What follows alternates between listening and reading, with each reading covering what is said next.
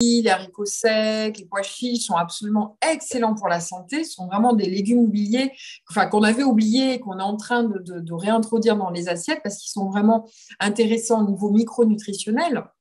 C'est-à-dire que ce sont des légumes secs qui sont très, très riches en micronutriments, en vitamines, oligo-éléments et en fibres notamment.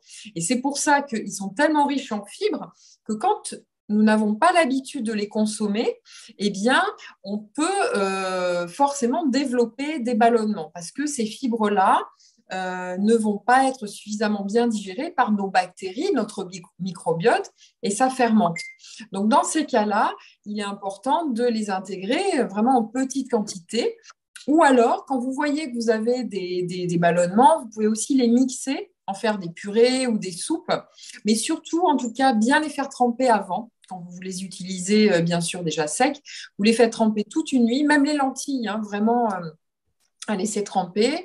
Et même s'ils germent un petit peu, ce n'est pas grave. Au contraire, vous allez développer encore plus de nutriments intéressants. Donc, voilà. Et donc, il est recommandé d'en consommer au moins 3 fois par semaine. C'est vraiment important. Pour la stabilisation du poids ou pour la perte de poids aussi, c'est très intéressant parce que l'index glycémique, c'est-à-dire le pouvoir sucrant de l'aliment, enfin oui, est assez bas.